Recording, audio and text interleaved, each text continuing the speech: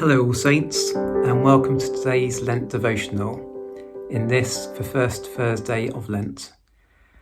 Today's devotional is going to be a mixture of things. It's going to be partly silent prayer, partly reflection, and partly a journey of imagination. It's going to be borrowed from Margaret Silf's book, Adventuring into Prayer, and we're going to visit the holy island of Lindisfarne. The silent prayer bits, to keep the video short, it's only going to be a few minutes in this video, but you may want longer, so if you want to stay in silent prayer longer, just pause the video and take as long as you want. And now, let's take a journey to Lindisfarne. One of the most precious graces of a process of reflection is that it gives us the space in which to notice and take into ourselves the ways in which prayer is connecting with our lived reality. To help explore the process of connection, and since we are at the beginning of an adventure into prayer, we might do worse than go in our imagination to a place that was in so many ways the cradle of prayer in these islands of Britain.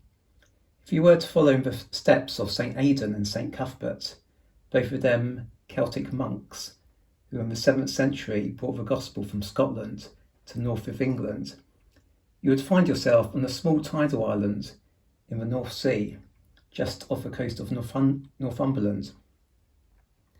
To get to this island, the holy island of Lindisfarne, you would have to wait for low tide in order to cross the sands by means of a causeway, which is accessible for only a few hours between the tides. A causeway is revered as an especially sacred place in the Celtic mind and heart. It is a place of transition, a means of passing from where you are to where you desire to be. In this sense, you might, with truth, call a causeway a channel of grace. But it is also a powerful parable of prayer. Still in your imagination, let the tide ebb, and then quietly walk across the causeway, as if you were walking into a sacred space of silence and prayer. Is there anything specific, any issue in your life that you are carrying with you today from the mainland to the island? If so, simply let it be. Let it be there, without any deliberate effort to resolve it. Allow the stillness of a holy place to receive you, welcome you, enfold you. And as you sink into the stillness, allow the tide to come in and encircle you in your island space. Slowly the causeway disappears, submerged by the rising tides. You are alone with God on the island of your prayer.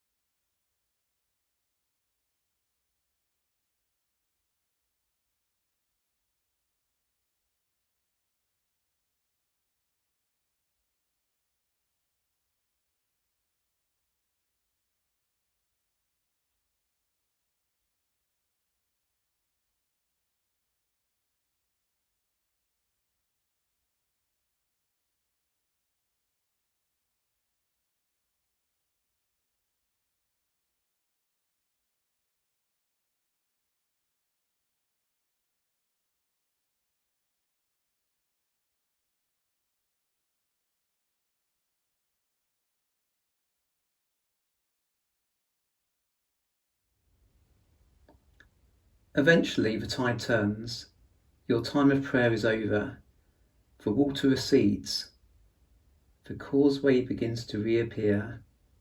It is time for the return journey back to the mainland. Perhaps you're eager to return, believe that the time of prayer has passed. If it has been difficult or dry, perhaps you are reluctant to return, wishing that the island time could last forever. Either way, the mainland beckons you. It is time to reconnect to the place of your lived life. What do you carry with you as you return to the mainland of your life?